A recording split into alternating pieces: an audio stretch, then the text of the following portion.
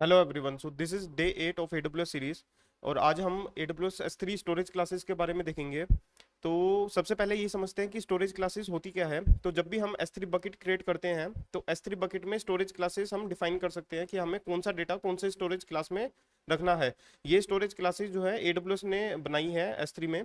And हम इसको select करेंगे कि हमारा जो डेटा है वो हम कौन सी स्टोरेज क्लास में रखना चाहते हैं। तो इसका बेनिफिट ये है कि जो डिफ़ॉल्ट स्टोरेज क्लास होती है S3 में, S3 स्टैंडर्ड, वो अभी तक की वो सबसे ज़्यादा स्टोरेज प्राइस जिसका रहता है वो S3 स्टैंडर्ड का रहता है। राइट, इसमें सबसे अगर हम 5 TB तक का डेटा स्टोर कर रहे हैं तो वो 5 TB का डेटा का जो प्राइस S3 स्टैंडर्ड में लगेगा वो सबसे ज़्यादा लगेगा as compared to other storage classes. Right, इसके कुछ बेनिफिट्स हैं एंड वो बेनिफिट हम इसी वीडियो में देखेंगे कि हमें कौन से यूज़ केस में कौन सी स्टोरेज क्लास यूज़ करनी चाहिए ताकि हम अपनी AWS S3 की जो कॉस्ट है उसको कम से कम रख सकें।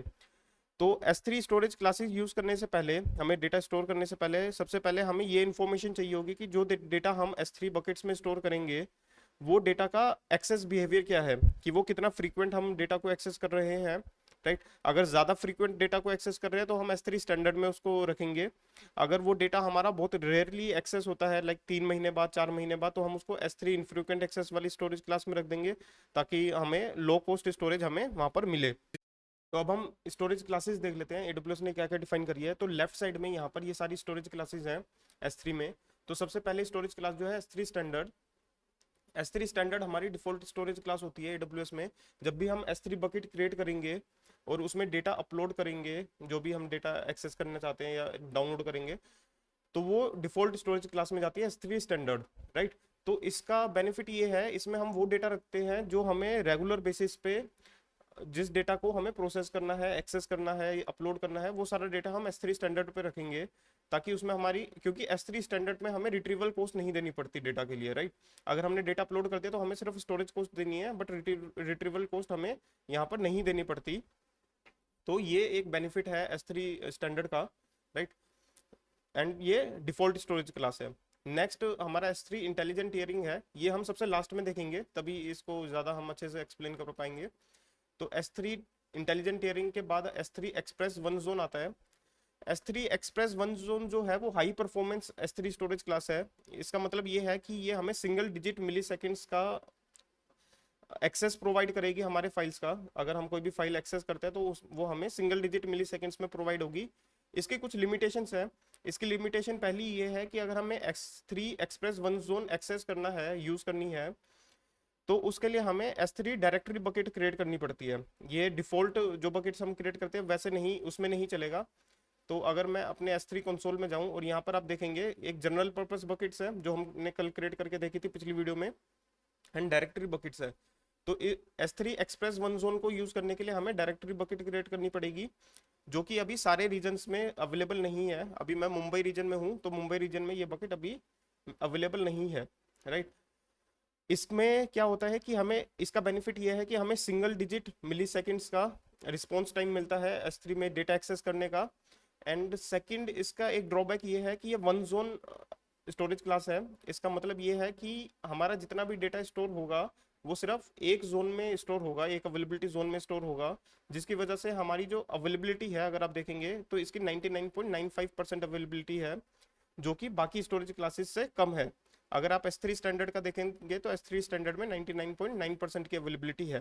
राइट, तो ये एक डिफरेंट स्टोरेज क्लास है express one zone. And then S3 standard IA। IA stands for infrequent access.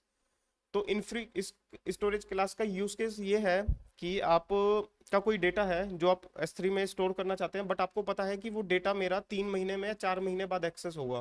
Right, तो उस केस में आप चाहोगे कि मैं डेटा स्टोर करूं तो मुझे लो कॉस्ट मैं पे करूं AWS को, एंड जब भी मैं वो डेटा गेट करूं तो मुझे वो डेटा तुरंत मिल जाए। तो वो डेटा आप S3 इनफ्रीक्वेंट एक्सेस में स्टोर कर सकते हैं। यहाँ पर आपको जो स्टोरेज कॉस्ट है वो as compared to S3 standard default storage class जो है उसके कंपैरिजन में यहाँ पर स्टोरेज कॉस्ट कम लगेगी, बट इसमें आपको एक रिट्रीवल फीस देनी पड़ेगी AWS को जब भी आप डेटा एक्सेस करेंगे।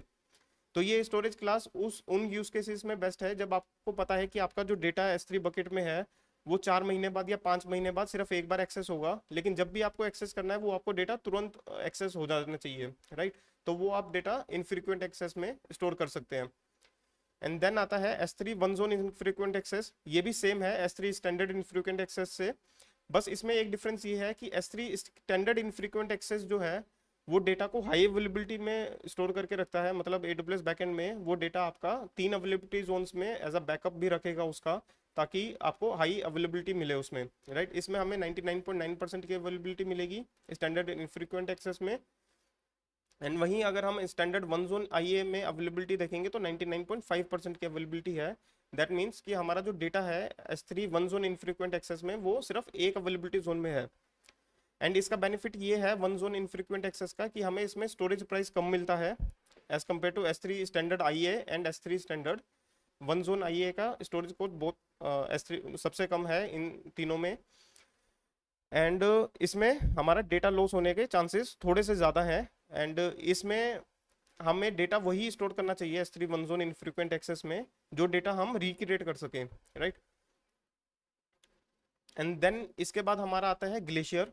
ग्लेशियर में 3 कैटेगरीज हैं। Glacier instant retrieval. तो इंस्टेंट रिट्रीवल सो ग्लेशियर में हम सिर्फ वो डेटा स्टोर करेंगे जो हमें पता है कि हमें डेटा लाइक 1 साल बाद अगर एक्सेस करना है तो हम उसको ग्लेशियर में स्टोर कर देंगे। एंड ग्लेशियर में स्टोर करने से हमें और ज़्यादा स्टोरेज कॉस्ट कम मिलेगी as compared to S3 standard की जितनी भी 3 स्टोरेज क्लासेस हैं, S3 स्टैंडर्ड, S3 आईए standard IA and one zone आईए। इन तीनों के कंपैरिजन में ग्लेशियर में सबसे ज़्यादा कम स्टोरेज कॉस्ट होती है। एंड अब जो ग्लेशियर इंस्टेंट रिट्रीवल है इसका बेनिफिट ये है कि हमने डेटा स्टोर कर दिया 1 साल के लिए, बट हमें जब भी 1 साल बाद वो डेटा चाहिए अगर, तो हमें इमीडिएट एक्सेस चाहिए उस डेटा का, तो उस केस में हम S3 इंस्टेंट रिट्रीवल में हम अपना डेटा सेव कर देंगे। एंड सेम इसमें भी अवेलेबिलिटी हमें 99.9% की मिलेगी, राइट। एंड देन हमारा अगला ग्लेशियर में आता है फ्लेक्सिबल रिट्रीवल। तो ये पहले S3 ग्लेशियर नाम से जाना जाता था, जिसमें हम आर्काइव्स को अपने डेटा को आर्काइव्स में, S3 ग्लेशियर को आर्काइव्स भी कहते हैं, तो हम अपने डेटा को S3 ग्लेशियर में स्टोर करते थे। तो पहले सिर्फ S3 ग्लेशियर होता था, राइट। तो इसमें क्या होता है कि हमारा जो डेटा है हम स्टोर कर सकते हैं, वो डेटा हमारा एसिंक्रोनसली हमें रिसीव होगा। अगर हमें अपना डेटा लाइक साल में 1 या 2 बार एक्सेस करना है तो हम उसको S3 फ्लेक्सिबल रिट्रीवल में डाल सकते हैं। एंड इसमें जो कॉस्ट है स्टोरेज कॉस्ट वो बहुत कम है। एंड हमें इसमें फ्री बल्क रिट्रीवल्स मिलते हैं। अगर हम बल्क में डेटा रिट्रीव करते हैं तो हमारा कोई रिट्रीवल चार्जेस नहीं लगेगा इसमें। एंड हमारा जो डेटा एक्सेस होने में जो टाइम लगेगा वो कुछ मिनट्स का टाइम लग सकता है, राइट। एंड देन इसके बाद आता है S3 ग्लेशियर डीप आर्काइव। इसमें हम डेटा को बहुत लंबे टाइम तक स्टोर कर सकते हैं, लाइक 7 साल से 10 साल या उससे ज़्यादा, अगर हमें डेटा स्टोर करना है डिपेंडिंग ऑन हमारे क्या कंप्लाइंस रिक्वायरमेंट्स हैं उसके बेसिस पे। फॉर एग्जांपल कहीं कंप्लाइंस रिक्वायरमेंट्स होती है जिसमें कहा जाता है कि यूज़र का डेटा 10 साल तक हमारे पास स्टोर रहना चाहिए, तो उस केस में हम वो यूज़र का data S3 glacier deep archive में डाल देंगे। एंड वो डेटा बहुत रेयरली एक्सेस होगा, लाइक 5 साल में अगर एक बार एक्सेस कर लिया डेटा को तो वो सारा डेटा हम ग्लेशियर डीप आर्काइव में डाल देंगे।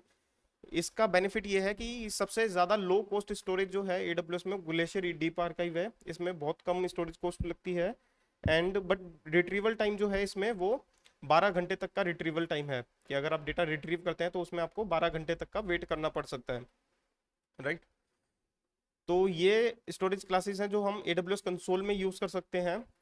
एंड एक S3 आउटपोस्ट करके जो स्टोरेज क्लास है ये आउटपोस्ट सर्विस के लिए है। AWS आउटपोस्ट जो है वो ऑन प्रेमिसेस पे AWS यूज करने के लिए, एंड वहाँ पर जो हमारी S3 की सर्विस हमारी ऑन प्रेमिसेस पे चल रही होगी, तो उस आउटपोस्ट एनवायरनमेंट के लिए जो स्टोरेज क्लास प्रोवाइड करी गई है वो S3 आउटपोस्ट करके स्टोरेज क्लास प्रोवाइड करी है, जो कि AWS कंसोल में हम नहीं यूज कर सकते, ये सिर्फ आउटपोस्ट सर्विस में ही यूज होगी।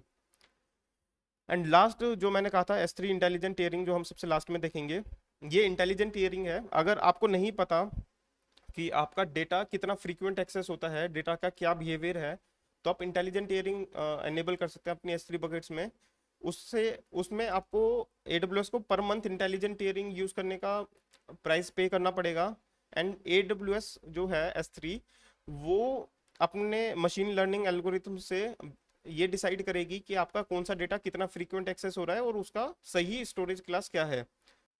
तो अब हम ये देखेंगे कि कैसे हम इस इन सारी स्टोरेज क्लासेस को यूज़ कर सकते हैं, एंड कैसे हम अपने ऑब्जेक्ट्स को इन स्टोरेज क्लासेस में अपलोड कर सकते हैं। तो उसके दो तरीके हैं। पहला तरीका ये है कि हम डायरेक्टली जब ऑब्जेक्ट अपलोड करते हैं S3 बकेट में, तो वहाँ पर हम डिफाइन कर दें कि हमें कौन सा ऑब्जेक्ट कौन सी स्टोरेज क्लास में मूव करना है, राइट।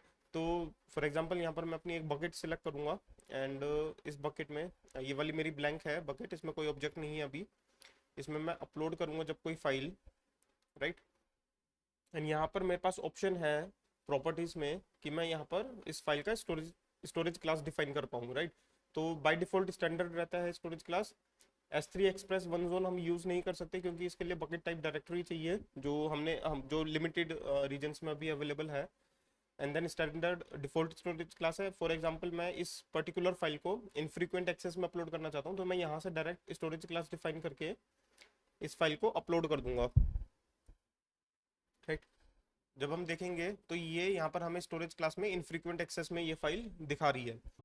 अब दूसरा यूज केस ये है कि फॉर एग्जांपल इस बकेट में आपके पास मल्टीपल फाइल्स अपलोड हो रही है, एंड आपको एक रूल डिफाइन करना है कि कुछ लिमिटेड टाइम के बाद, कुछ लिमिटेड नंबर ऑफ डेज के बाद आपकी फाइल जो है एक स्टोरेज क्लास से दूसरी स्टोरेज क्लास में अपने आप मूव हो जाए, एंड एक नंबर ऑफ डेज के बाद वो फाइल्स डिलीट हो जाए। तो उसके लिए हम क्या करेंगे, हम लाइफ साइकिल रूल क्रिएट करेंगे बकेट में। तो वो लाइफ साइकिल रूल जो है वो खुद से ये चीज मैनेज करेगा कि आपकी फाइल जब से अपलोड हुई है तब से लेकर कितने दिन तक उसको स्टैंडर्ड स्टोरेज क्लास में रहना चाहिए।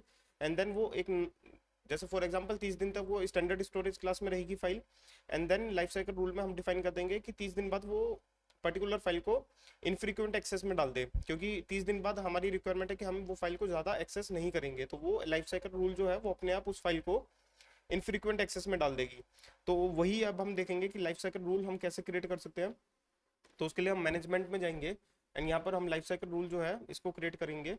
कुछ भी इसको नाम दे सकते हैं हम, लाइफ साइकिल रूल।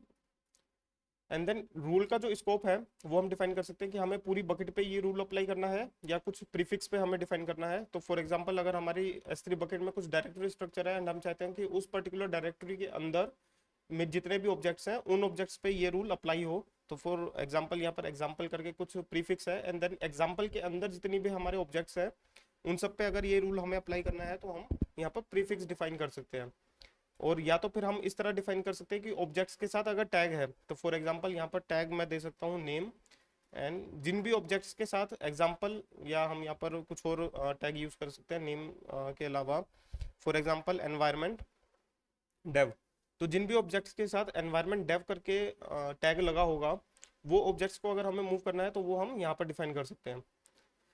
बट अभी मैं ये लाइफ साइकिल रूल पूरी कंप्लीट बकेट पे अप्लाई करना चाहता हूँ, तो मैं यहाँ से apply to all objects in the bucket पे सिलेक्ट करके लाइफ साइकिल रूल एक्शन यहाँ पर हम चूज करेंगे। तो लाइफ साइकिल रूल एक्शन हो गया, सबसे पहला हो गया move current version of object between storage classes.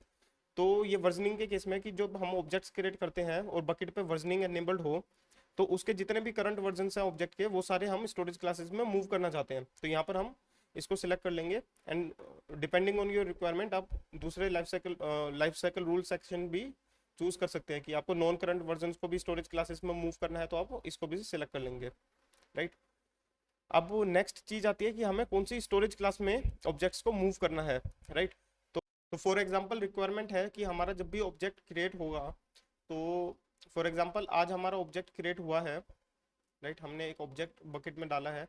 तो इसका लाइफ साइकिल रूल कुछ इस तरह चलेगा कि आज से लेकर 30 दिन तक ये ऑब्जेक्ट स्टैंडर्ड स्टोरेज क्लास में रहेगा, एंड देन 30 दिन के बाद इस ऑब्जेक्ट को हम स्टैंडर्ड IA में मूव कर देंगे, राइट। एंड देन अगले 30 दिन के बाद ये जो ऑब्जेक्ट्स है हम इसको, मतलब यहाँ पर ये अब हमें 60 डेज प्रोवाइड करना है यहाँ पर कि 60 दिन बाद जब से ऑब्जेक्ट क्रिएट हुआ है तब से लेकर 60 दिन तक हम ये इस पर्टिकुलर ऑब्जेक्ट को हम ग्लेशियर में मूव कर देंगे, राइट। तो अगर इस तरह की हमारी रिक्वायरमेंट है तो हम इस तरह का रूल जो क्रिएट करेंगे वो यहाँ पर हम इनफ्रीक्वेंट एक्सेस सेलेक्ट कर लेंगे, एंड यहाँ पर हम 30 दिन देंगे। इसमें एक चीज हमेशा ये ध्यान रखनी है कि S3 स्टैंडर्ड में ऑब्जेक्ट को 30 दिन तक रहना चाहिए। जब तक 30 दिन तक वो ऑब्जेक्ट S3 स्टैंडर्ड क्लास में नहीं है, हम उसको ट्रांजिशन लाइफ साइकिल रूल के थ्रू मूव नहीं कर सकते। तो फॉर एग्जांपल अगर मैं यहाँ 28 दे दूंगा एंड देन अगर मैं इसको क्रिएट करने की कोशिश करूंगा रूल को, तो ये मुझे एरर देगा, क्योंकि स्टैंडर्ड स्टोरेज क्लास में 30 दिन की मिनिमम रिक्वायरमेंट रेट है कि 30 दिन तक वो ऑब्जेक्ट स्टैंडर्ड स्टोरेज क्लास में होना चाहिए, एंड देन 30 दिन के बाद आप उस ऑब्जेक्ट को दूसरी स्टोरेज क्लास में मूव कर सकते हैं। तो यहाँ पर मैंने दे दिया डेज आफ्टर ऑब्जेक्ट क्रिएशन 30 दिन, 30 दिन के बाद स्टैंडर्ड स्टोरेज क्लास में चला जाएगा, एंड देन 60 दिन बाद वो ऑब्जेक्ट को मैं मूव कर दूंगा